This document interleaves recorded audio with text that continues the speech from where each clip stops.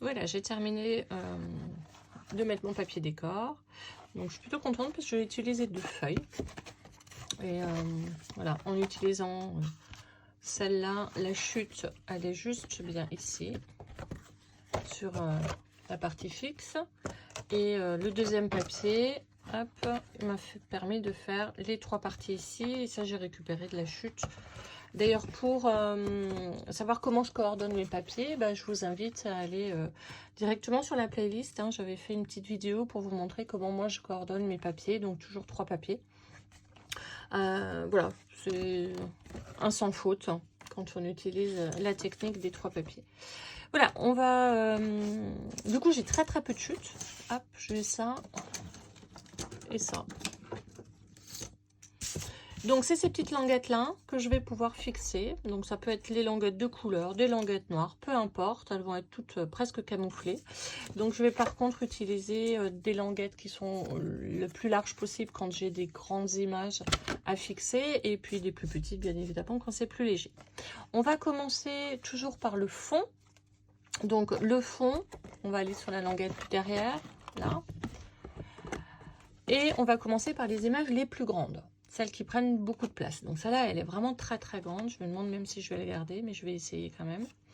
Vous allez veiller en mettant une grande image, est-ce que ça ne dépasse pas sur le bord gauche? Ça peut dépasser à droite, mais pas à gauche.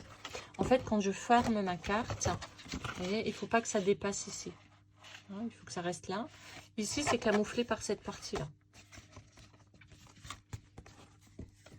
Voilà, et je vais fixer donc d'abord les grandes partie. On s'occupera du petit carnet tout à l'heure. Et il ne faut pas hésiter hein, à jouer avec les hauteurs, à jouer avec les days.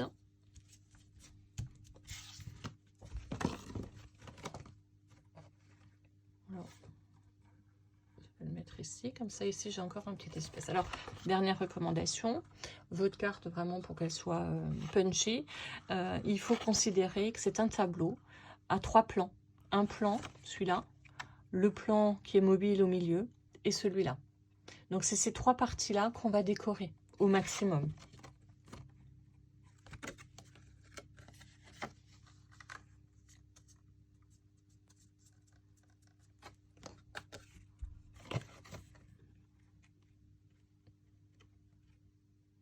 Voilà, je vais le mettre là.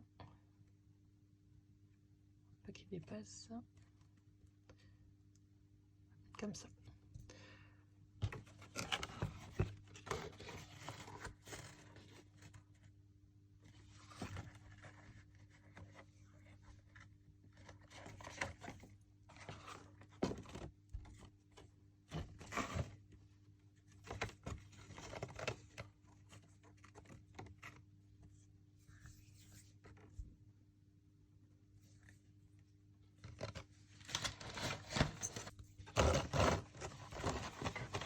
Voilà, donc j'ai fixé le premier.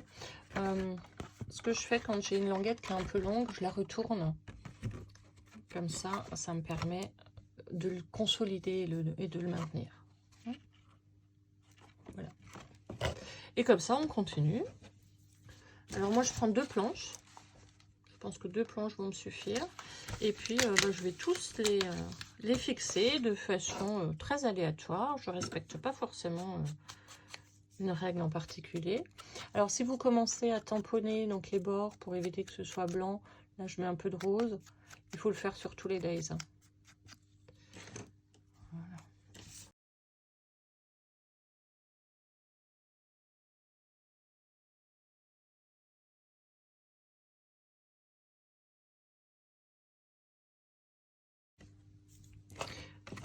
Voilà. Vous pouvez bien évidemment, pour mettre un peu de volume,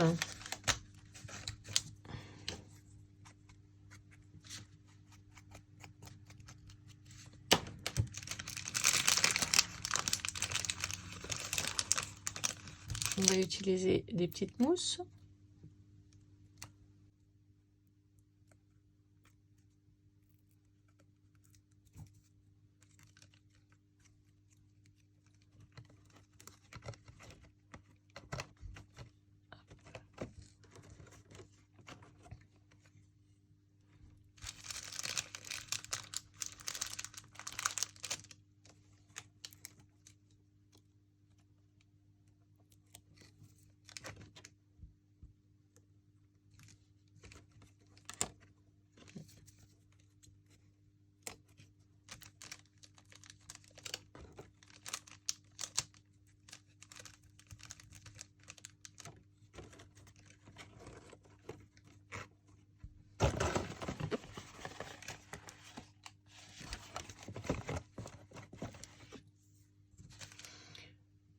Voilà, donc vous continuez en mettant un maximum de dies. Moi, habituellement, je prends 2 planches et je les mets tous, hein, avec des hauteurs, avec des formes différentes.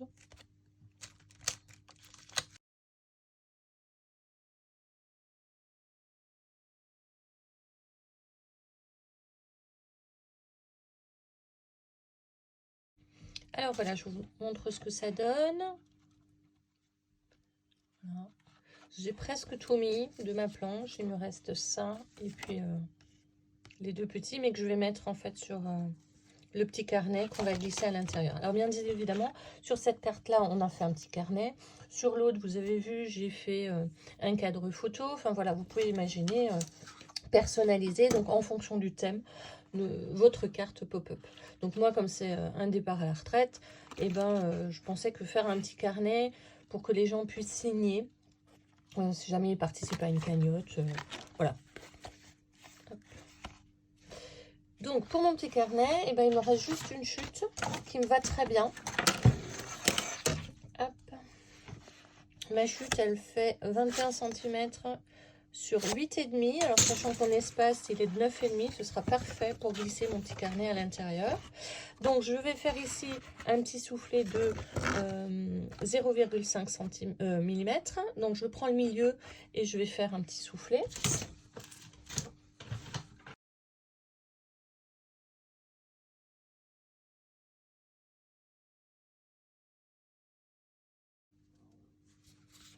Voilà. Et donc je vais pouvoir faire un petit carnet. Alors pour ça, il s'agit simplement de prendre des feuilles. Je vais vous montrer comment je fais ça. Et un petit ruban.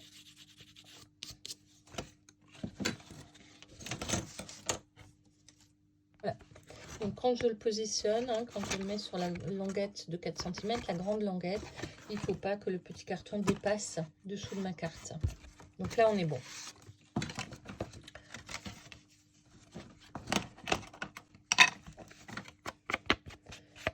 Alors, j'ancre les bords.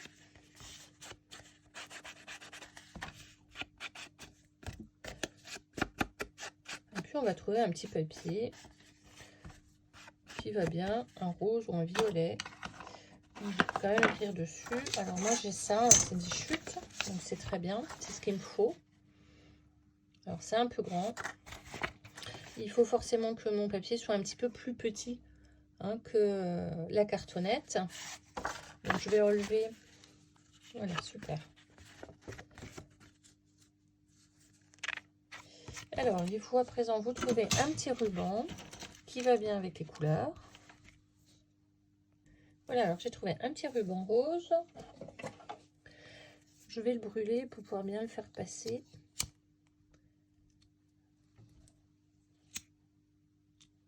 Voilà.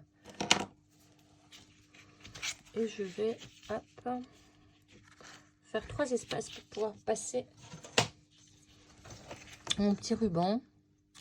Donc le premier, alors, cutter, au milieu.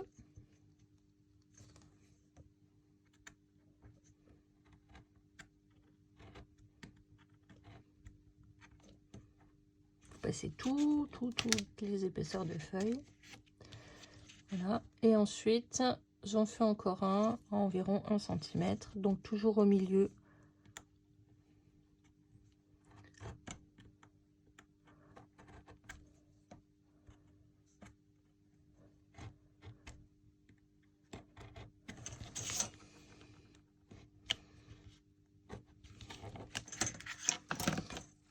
Et je vais passer mon ruban.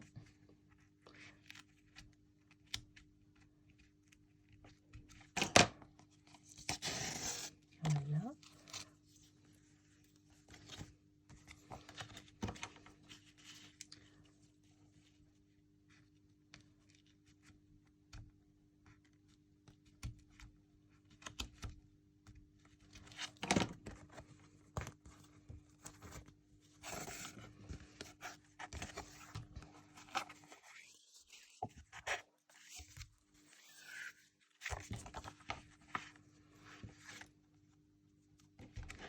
On le repasse au milieu.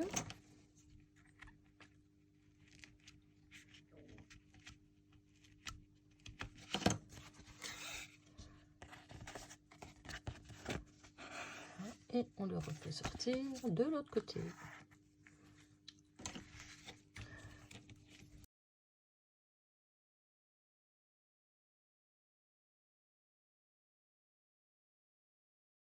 Je termine en faisant un nœud.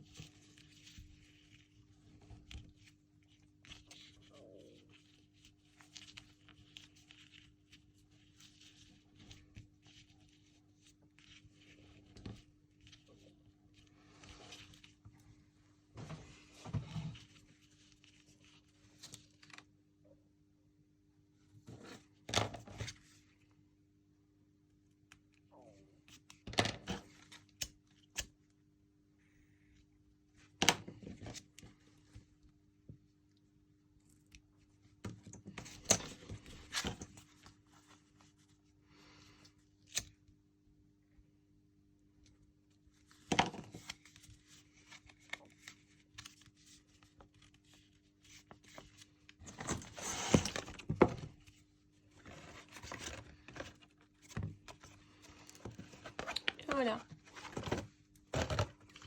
Votre boîte est à présent terminée. Il s'agit encore de décorer. On va faire la fermeture pour maintenir donc la carte bien droite. Pour ça, il va vous falloir une chute. Alors, donc pour réaliser le fermoir de cette carte, je vais découper dans les deux chutes qu'on avait tout à l'heure des feuilles à 4. Je découpe 3 bandes, donc elles font 21 cm. Et j'ai découpé 3 bandes qui font chacune 5 cm. Sur 2 d'entre elles, j'ai fait 2 petites pliures, mais c'est juste pour me donner des repères, pour pouvoir faire des raccords. Donc, je fais les raccords, je vais coller les 3 bandes ensemble.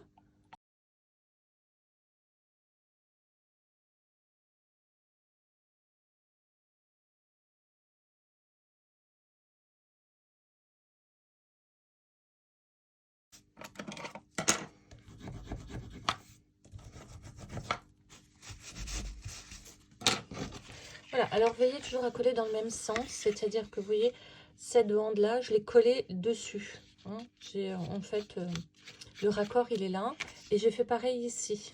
Donc cette bande-là, elle va sur les 2 autres. Voilà. Maintenant, je vais plier à cet endroit. Et de là, je vais faire 2 marques à un peu plus de 10,5, puisque votre carte, elle fait 10,5 de hauteur. Je vais faire un petit peu plus que 10,5, je vais faire 10,7.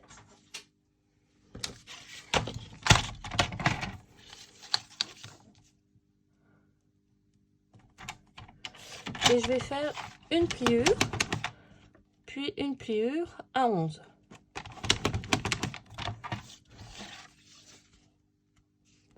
Voilà, et en fait j'ai la pliure de l'autre côté également.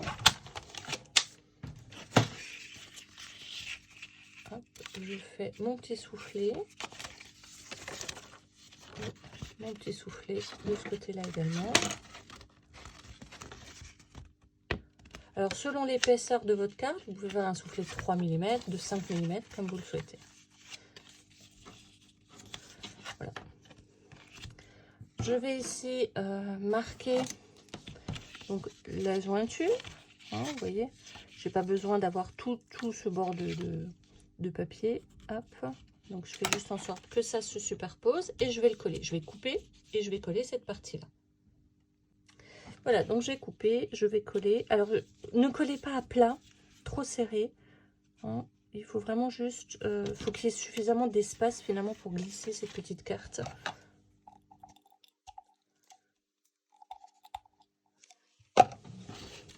Je fais les fonds de pot de colle. Voilà. Vous voyez, je pousse un peu mon papier. Pas qu'il soit trop serré. Voilà.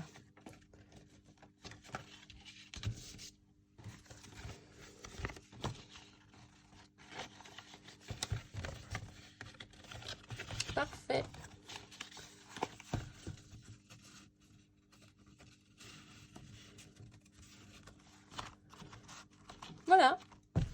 Il vous reste à décorer recto verso et votre carte pop-up terminée. Voilà. J'ai terminé mon fermoir. Alors, ce que je vais encore vous expliquer, c'est que quand vous souhaitez voilà, coller un dies en dehors, hein, ça donne toujours un peu d'effet. On est sur du 3D, donc il faut effectivement qu'il y ait du volume. Pensez à le coller sur un fond noir, comme ma petite carte, vous voyez. J'ai voulu, je l'ai mis aussi sur de la mousse autocollante pour donner un peu un effet volume. Et je l'ai collé en fait sur une petite carte noire. Pour ouvrir votre carte, plutôt de vous énerver parce que les pages à l'intérieur peuvent bloquer, c'est de toujours tenir votre carte dans ce sens-là et glisser le fermoir vers le bas. Hein, comme ça, vous n'aurez pas cette difficulté-là. Et voilà, ma carte est terminée. Je vais pouvoir la faire signer par les collègues de travail et pouvoir l'offrir au départ en retraite de mon ami. Voilà, j'espère que ce tuto vous a plu. Si vous avez des questions, vous n'hésitez pas à les mettre en commentaire. Je vous souhaite une bonne journée, bon scrap à tous.